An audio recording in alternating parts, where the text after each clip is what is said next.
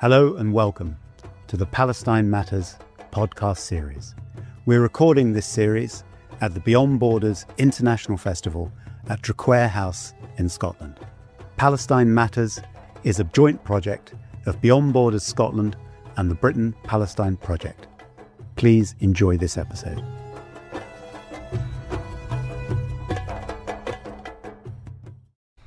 Welcome. This is the fourth episode in a joint podcast series called Palestine Matters. We are recording from the Beyond Borders Festival in Scotland, and this is in partnership with the Britain Palestine Project. My name's Diana Safieh. I host the Britain Palestine Project podcast series. Britain Palestine Project advocates for peace and with justice, security, and equal rights for Israelis and Palestinians. And today I'm joined by Sir Vincent Fean and Humza Yousaf. Vincent is a retired member of the British Diplomatic Service. He was the Consul-General in Jerusalem between 2010 and 14. And before that, he was ambassador to Libya and previously the High Commissioner to Malta. He is also a trustee of the Britain Palestine Project. And we've got former Scottish First Minister Humza Yousaf here with us, the first Muslim appointed in the role. He's been very vocal on the issue of Palestine in UK politics, especially when in late 2023 his wife's parents became trapped in Gaza during the Israeli assault on Gaza. He's been calling for the government, the UK government, to officially recognise the State of Palestine, stating it's an inalienable right, not a privilege to be vetoed by others. So today we're going to be discussing exactly that, the recognition of the State of Palestine and why this matters. So I'm going to ask you both first, why does recognising the State of Palestine matter in 2025? So listen, first of all, thank you very much for not just the invitation to the podcast, but for the wonderful work that you're doing and that the British Palestine Project has been doing, even in its previous iterations and for many years in the past. So thank you so much. Thank you. I want to reiterate, first of all, that Palestine exists. Whether you choose to recognise it, whether you choose not to recognise it, it exists and its people exist. And of course, there is historical evidence of which many great historians have written volumes and volumes about the recognition of Palestine. But why is that recognition important? Again, let's just start from the basic point that recognition of statehood is an inalienable right of the Palestinian people, but also an unconditional right. And when we talk about the UK's recent announcement around recognition, which the UK government says they will possibly do by September, depending on various different conditions, that is an unacceptable approach to recognition of statehood, because it should not be caveated and should not be conditional. Can we go into those conditions? Yeah, we can. Because also they are not even conditions placed on the Palestinians, but on Israel. Yeah, so exactly this. So the conditions, first, they're illogical, and I'll come to that in a moment. And secondly, they are irrational because they don't place conditions, as you say, in the very people you're seeking to recognise in their statehood. It's the occupying force and the actions of the occupying force. So the people are completely disenfranchised, their dignity stripped away even more. And when I talk to Palestinians, and you mentioned my wife and their family who are Palestinian, they say that we have to beg just to have our existence recognised. But it is conditional, and those conditions are, I said, irrational, but also illogical. So what Keir Starmer has said is, effectively, and he's not used these words, but effectively, if the genocide continues, so if your children continue to get blown up, if your hospitals continue to get attacked, if your refugee camps continue to get bombed, so if the violence continues and doesn't cease, then we will recognise the State of Palestine. If there's a ceasefire and all that stops, then okay, we'll not do the recognition in September. So the Palestinians have to have their lives destroyed, quite literally, and their land destroyed for the UK government, who, by the way, frankly created this problem in the first place. They are the ones who decide. That you have that illogical kind of conditionality on statehood from the British government. So, look, I welcome it in the sense that it is the very, very least any government can do is recognise statehood. It's not going to stop the genocide tomorrow. It will maybe drip a tiny drop of pressure onto both the Israeli administration and also the American administration. but there's far bigger steps the UK government could also be taking, no doubt as well. But look, that's for me. If we can get every country to be recognising Palestinian statehood and do that immediately, that at least goes in some part to at least moving the dial forward towards a solution, be that a two-state solution or any other solution. Signalling the end game. Yeah, well, I'll turn to you then. Same question. It won't end the occupation overnight, recognising the State of Palestine. So why does it matter today? Britain's got form. Humza mentioned it. Britain's got form on this issue. Through the Balfour Declaration, through the conduct and the misconduct of the mandate up until 1948, when essentially we occupied Palestine militarily. And in that time, what the British did was effectively prevent the development of any representative institutions for as long as there was an Arab majority. And actually the Nakba, the catastrophe, began on our watch, 1947, before the hurried departure of the British in 48. So we've got form, we've got a certain moral responsibility. What's the upside? The upside is that I think Keir Starmer in September, with France, Australia, Canada and others, will recognise the State of Palestine. He's approached it in a very bizarre manner, but the outcome is what matters, and there will be recognition, I firmly believe. Why does it matter? It matters because it demonstrates parity of esteem for two peoples. Back in 1950, the UK recognised Israel. It's long overdue for Britain to recognise the other people. That's important. It confirms and acknowledges the right to national self-determination of the Palestinian people.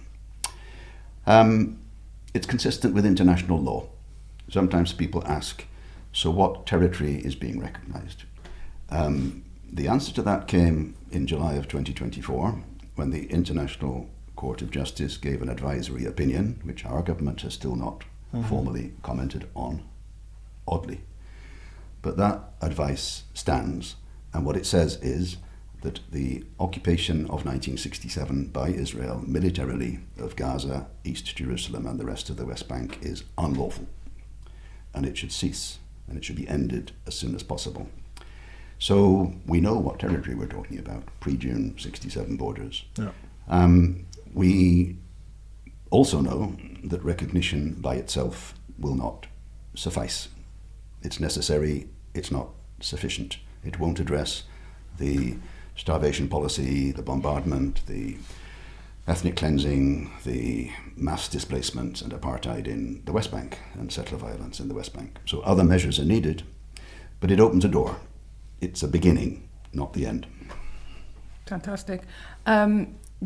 How would the lives of ordinary Israelis and Palestinians on the ground, would it affect our daily lives at all?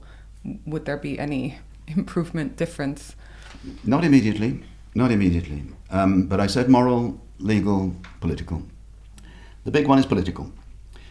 Eventually, what we need is an outcome that respects the rights of both peoples. In my opinion, that means continued statehood for Israel, but on the pre-June 67 lines, and, in my opinion, statehood for the Palestinians. How do we get there? Well, this is an opening. It's a beginning. As I said, it doesn't address the facts on the ground now, but it does endorse the international consensus. By the time of September, we will have more than 150 out of the 193 UN member states recognizing Palestine. It's a big thing. If it was only symbolic, why would Netanyahu hate it so much?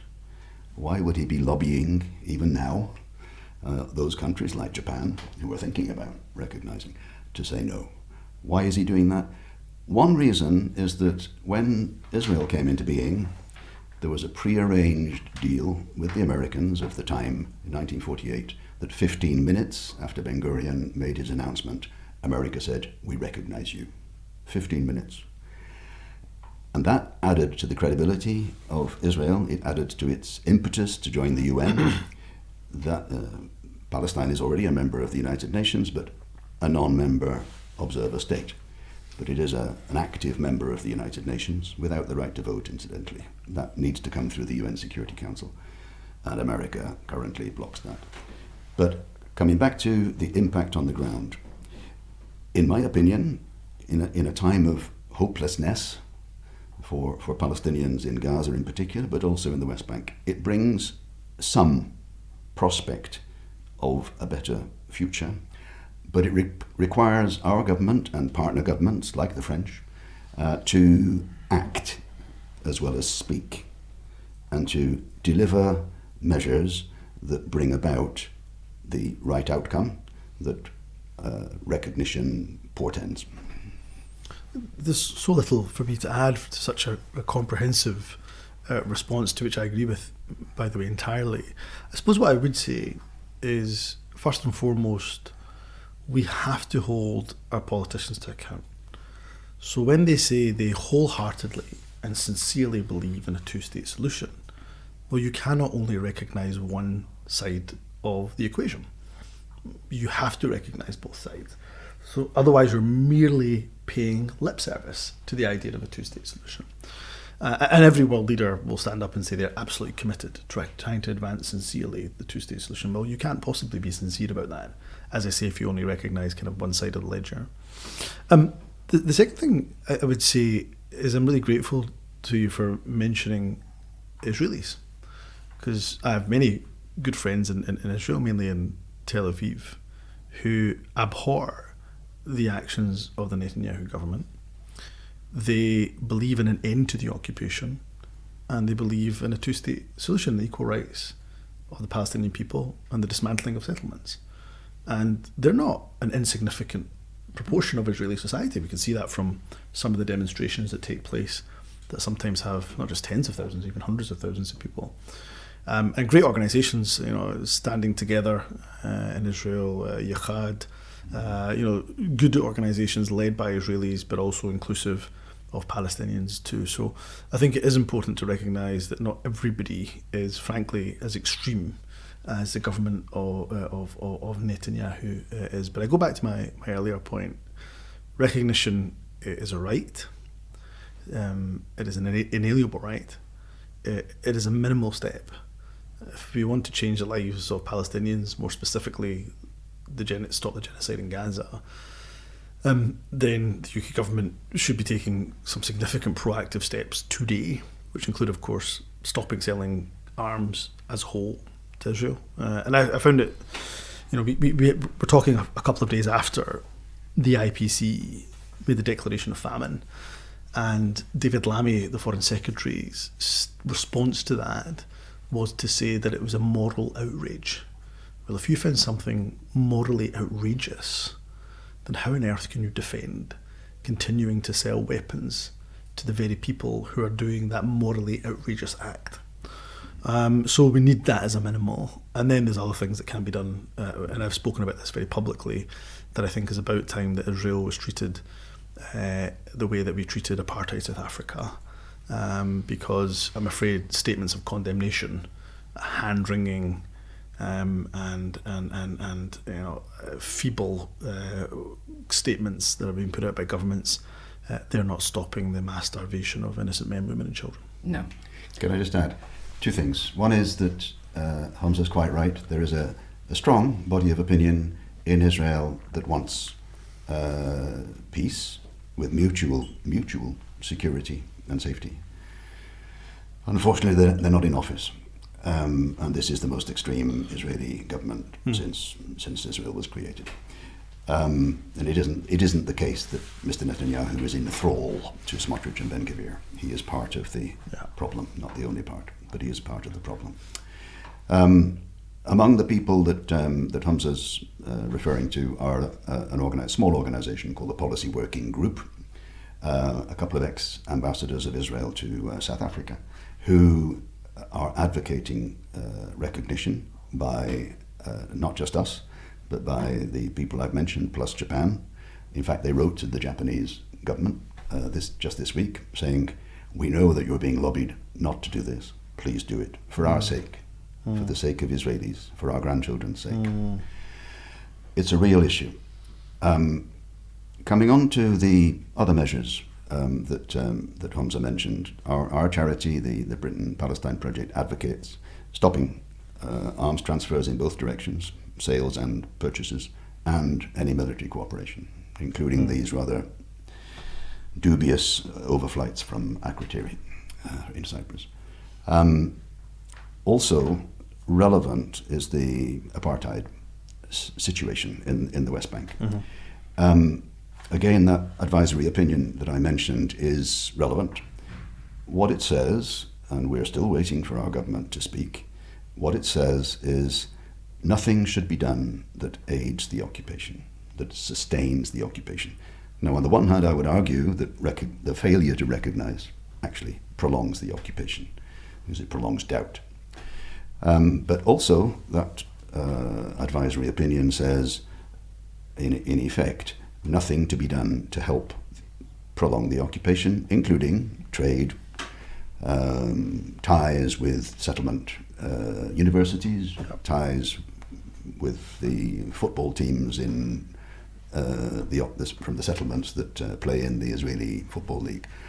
There are lots of things that can be done if the political will is there, and this action by the UK in September demonstrates political will. It's taken a long time. Humza's been advocating this for years, and I from inside and outside government for quite a long time too. And we remember the vote back in 2014 of the UK Parliament to recognise. It's taken a long time. And it does matter, but it needs to matter more in its impact because it is accompanied by measures such as the ones that Humza's mentioned. So another point that rarely gets discussed because it's such a small component of this, but I want to mention it as a British Palestinian.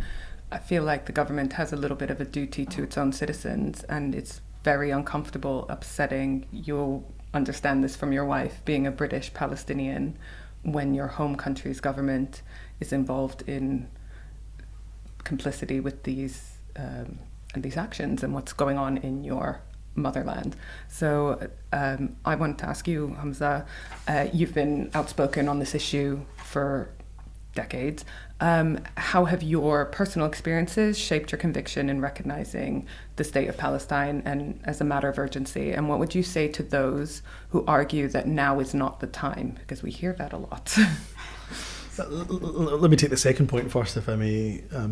You get a lot of rebuttals to recognition of Palestinian statehood from the expected actors, usually paid by the Israeli regime or mouthpieces for the Israeli regime, and they'll often say now is not the time. Well, you recognised Israel in 1950. It was the time then to do so. Why not? Why is it taken more than 70 years on to even consider the recognition of the Palestinian state? But also, I would say to the rebuttal, and you've heard this being said often as an argument, that recognising Palestinian statehood would be, quote unquote, a reward for terror. Well, two things to say to that. First of all, read your history and understand that Israel, of course, and the Zionist militias at the time took part in some of the most dreadful terrorist atrocities against British personnel, let alone, of course, the Arabs that were killed. And anybody else, and you can think of King David and many other atrocious attacks that took place at the time. But look, above and beyond that, I find that retort a real insult to the overwhelming majority of Palestinian people, both in the West Bank and in Gaza, who have nothing to do with October the 7th, let alone any other terror attack that may have taken place. Good people who love their land, who do not want to be erased as a people. In terms of my own, your first question, in terms of my own personal conviction, you're right, I've been advocating for justice for the Palestinian people pretty much my whole life. Of course it is shaped by personal situations, circumstances, including my family's wife who are there. But actually for me, I would say this is an issue that if you boil it down, it's not about being pro-Arab, pro-Muslim, pro-Israeli, pro-Palestinian. It's just about being pro-humanity. when innocent people, including children, but also, let's not forget, innocent men and women, are being starved to death in front of our eyes, and a live stream genocide is taking place, and people are condemning it and using statements of condemnation but doing nothing about it, I would argue that this is the moral question of our time. And if you cannot find it within your heart to take action with whatever platform you have to stop a baby from being starved to death, then I question whether or not your humanity exists. So for me, this is a question not really actually of geopolitics, although the geopolitics are important and we should discuss it. It's a very basic fundamental question of whether we have humanity or whether humanity has been lost. Yeah, I can't agree more. Thank you, Humza. My personal recollection is I was Consul-General in Jerusalem in that time, 2010 to 14. And my staff in the mission had great difficulty getting into work. We were in East Jerusalem, they had to come in from the West Bank, and if there was a convoy of settlers trying to get on a road, my people were held up and late for work. That's a minimal thing. But I also witnessed the impunity of Israel in its occupation. It's often said, part of the rebuttal process, that Israel is a functioning, robust, diverse democracy. I accept that, but it is not a democracy in its occupation of another people. Israel has no mandate to be in Gaza, East Jerusalem, and the rest of the West Bank, and it needs to cease.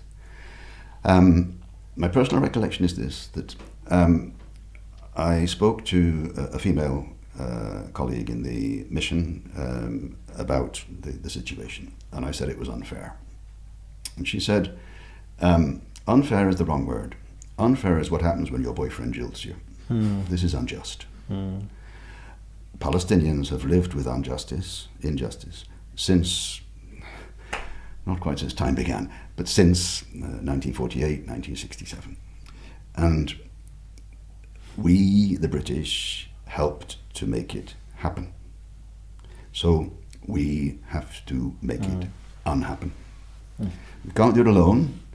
That's why I'm hoping that Keir Starmer will generate a coalition of the willing akin to the one that he's trying to generate for Ukraine. And the point there is that Russia is breaking the same laws in Donbass and Crimea as Israel has broken since 1967 in the West Bank and Gaza. So can we transpose to this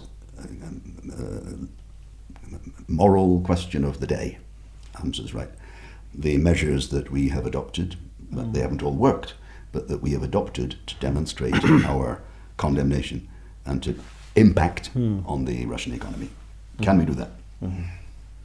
Thank you so much. It's not a case of being pro-Palestinian, pro-Israeli, as you said. It's some of it is very complicated, but some of it is very simple. It's pro-equal rights, pro-human rights, pro-humanity. That is what we are all working for in our different ways. What, from a British perspective, are the domestic political considerations here around recognition? And how can our political leaders use their platforms to advance this issue, to gain momentum on this? Key man is Starmer. The debate about recognition, I think, was fairly intense in Cabinet a couple of weeks ago. In the end, the decision rests with Keir Starmer. I'm confident that it will happen. I've been told that it will happen. So, what else? And that requires a mixture of persuasion and cohesion, if you like. Persuasion that it's in the British interest, because our Prime Minister, first and foremost, is there to represent the British interest and British values, universal values, but our national interest. It's in our national interest that there should be an outcome of equality in this conflict. That's self-evident. Can we ask our government to uphold international law support the ICJ, support the International Criminal Court and its warrants against Netanyahu and the former defense minister, the Hamas accused are dead. Can we do that? This government came in, as you know, Humza, on a platform of saying we're better than the government that preceded us in terms of international law. We will uphold it. The fact that they have yet to respond to this advisory opinion belies that somewhat. I think they will, but they need to be continued to be pressed until they do. I also think, I don't know this, but I think that the Attorney General, Lord Hermer, is performing the task that he should and offering the right advice. And then it's a question of heeding it and trying to implement it, again, ideally with others, with other states. That's good. Again, I agree with all of that. Let me try to bring in a couple of additional points, if I may. First of all, I would say that the British public, in my opinion, and from actually opinion polling, are in the right place. So the politicians are way behind where the public is. The public are ahead. And you can see that actually from the demonstrations that take place in cities and towns, actually, even including the borders, where we are speaking from today, week in and week out. And I don't know another issue where so many hundreds of thousands and millions of people actually across the country, and then you can obviously include capitals across Europe and across the world, who come out on a weekly basis in those numbers to demand an end to the genocide, an end to occupation, etc., etc. So the public are way ahead of the politicians. So in terms of kind of domestic political consideration, actually the public is there. And not everybody, of course, but the mass population, I think, is absolutely in the right space on this. Again, how could you not be? Because most people do have a heart and can see what's happening. The second thing I would say, and I would really struggle to call it a silver lining. There can't really be a silver lining to what we're discussing. But I would say that one thing I have noticed, which pleases me and I'm sure pleases many others, is that more and more people are being educated about what is going on in the Middle East than ever before. More and more people understand what the Balfour Declaration is. They understand that things didn't begin on October the 7th. They're reading about the history. The counter to that is there's also a lot of disinformation, of course, but actually people are, I would say, more educated. And genuinely, I never thought I'd see the day where Jewish people in Central Station in New York would occupy Central Station or would occupy Congress in DC to shut it down. And by the way, I've got the highest commendation and admiration for Jewish people who do that, given particularly the hatred that they will get for standing up for justice. The other thing I would say about political considerations goes back to what Vincent was saying around international humanitarian law and international law more generally. I think and this is fascinating given Keir Starmer's background as a lawyer, of course, and human rights lawyer, is the UK government and other governments' thinking is so short term that they do not understand the implications and the global ramifications of what they're doing in relation to the complete shredding and dismantling of the rules-based order. Because what you do, if you allow Israel to continue with the impunity it has, that was so eloquently described a moment ago, then what you're effectively doing is incentivizing war for the future. Because if you're a warlord anywhere and you fancy going to war with your neighbour because your army's bigger and you maybe fancy their minerals and their resources, and you want to expand your empire, and by the way, there's no accountability, well, I would fancy my chances. It sets a precedent, exactly. Not only sets a precedent, I would suggest it even incentivizes. Well, why not? What have I got to lose? Nobody. I mean, I'm not going to end up in The Hague. Nobody believes in international law anyway. And that's the danger. And because, I'm afraid, the political thinking, to answer your question, is so short term, they do not realise the damage, possibly irreparable damage, they're doing to the global rules-based order. It means that we need to find allies, we the British, need to find allies in the global south, South Africa and others.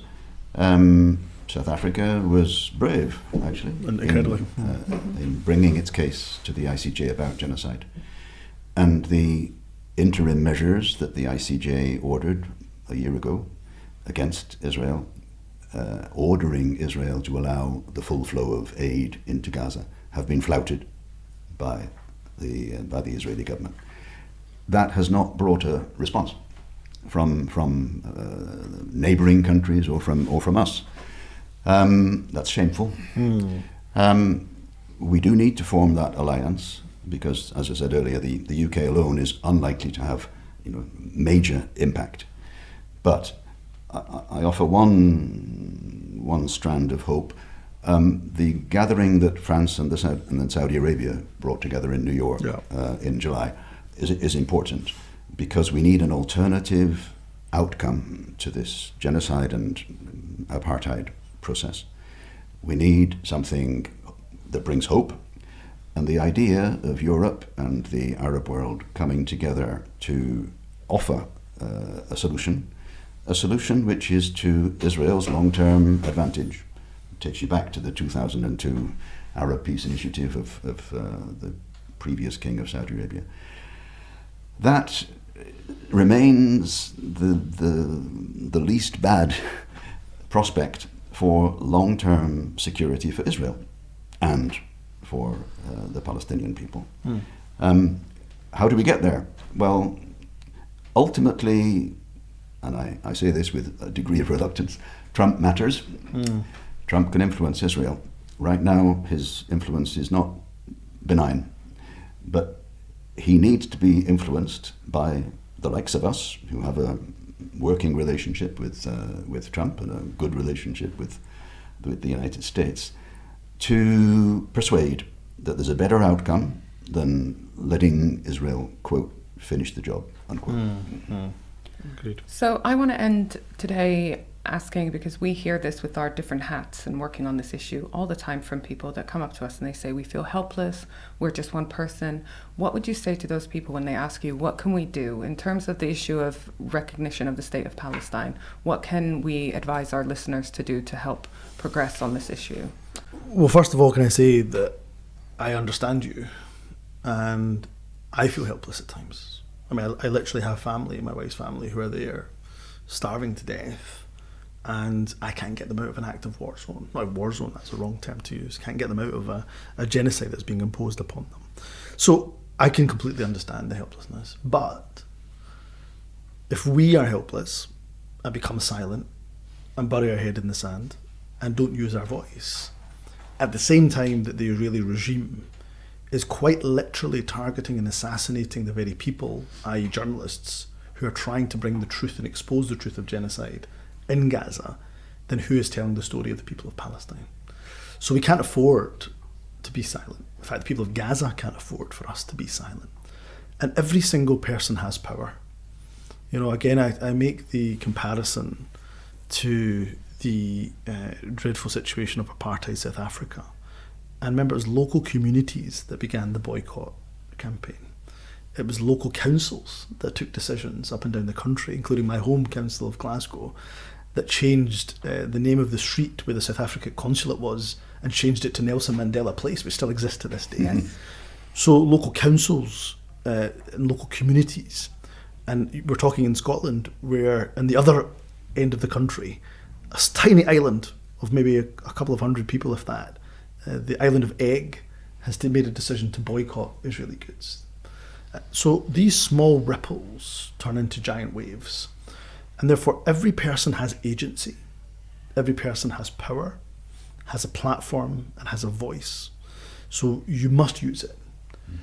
For nothing else, because I believe it will make a difference. But secondly, I promise you there will come a time where our children will really look back at this chapter and they will be astonished at how it all unfolded.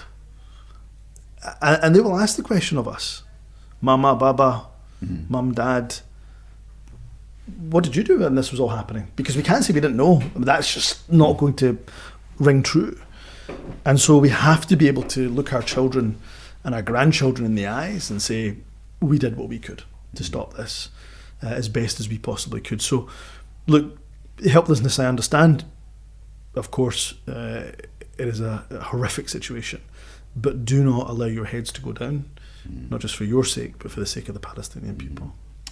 In terms of further actions that companies, individuals, nations can take, I mean, you don't have to look much further than the fantastic example of the Co-op, who are a wonderful store who have had a lot of ethical decisions that they've made in the past, and of course have made an important decision in relation to goods from Israel and Israeli settlements in particular. But they're not the only ones. I think every company should be looking at what the Co-op has done, looking to copy that example. I would go further. I would say governments, including the Scottish Government, we also have to look at the disinvestment side of things. And we have to look at the pension funds that we're investing in. And every single government, every single pension fund, every investment fund, every hedge fund, and some countries are doing this, the Norwegians are an example, we're looking at this, should be saying we cannot invest in fact we must actively disinvest in, or disinvest from, the architecture of occupation in all of its forms and how it exists. And I go back to this point, and look, I've also said this about the Scottish Government, and I'll continue to say it, that you cannot allow any of your funding and money, including your taxpayer-funded money especially, to go to any companies that are profiting from a genocide that is taking place. And so I would commend the Co-op for the stance they've taken and the members have taken. I would say every single company should follow that example where they can. Just to add, the Co-op has acted against several states, including Israel, on the basis of international law. Back to your point, Humza, about the importance of that backdrop, of that framework of international law. And if we allow it to be threadbare, if we allow it to be torn, it's at our peril. The Co-op is a great example. And I would just add on your list of companies and so on, the churches have pension funds. The churches invest. The plight of Christians in the West Bank and in Gaza is extreme. There needs to be action, not just statements, by our churches. The Church of Scotland is the most vocal, but by our churches, to ensure that nothing that they do in terms of investment aids the occupation. Thank you, Humza. I agree fully. As a charity, we educate. We're a small part of the effort to raise awareness and to refer back to the history, to the British responsibility. That's our calling card. And we've got a couple of films that demonstrate British responsibility. We occasionally, on this subject, ask our supporters, maybe 10,000 supporters, to write to their MP, to lobby, to achieve change. I'm involved in a small cross-party group, including the SNP down in Westminster, Labour, SNP, Lib Dem and Tory, to work out what Westminster should be saying. Just armour, ultimately. Those things matter, and they need to keep going, they need to grow. But I fully support what you said, Humza. This is such a big and bad issue. It is the issue of our time. It's a moral issue. It requires political solutions. Legality and the illegalities, are a backdrop. They matter. But in the end, everybody should do what they can, because our grandchildren will say to us, "Well, what did you do when it was hitting?" So I agree fully with you. We'll keep going as the Britain Palestine Project. You'll keep going, making your voice heard in Scotland and across the UK. And I'm very grateful to you for today. Thank you. Thank you. I'm very grateful for the great work that the Britain Palestine Project is doing. And we have on our website, like you said, we have our Email Your MP campaign to encourage them to push for the recognition of the State of Palestine. So that's BritainPalestineProject.org. And I would like to thank you both as well for joining us today. We will have other episodes out on topics that you mentioned, the historic responsibility of Britain, the humanitarian crisis, and so forth. So do have a look and listen to those as well. Thank you very much. Thank you. Thank you.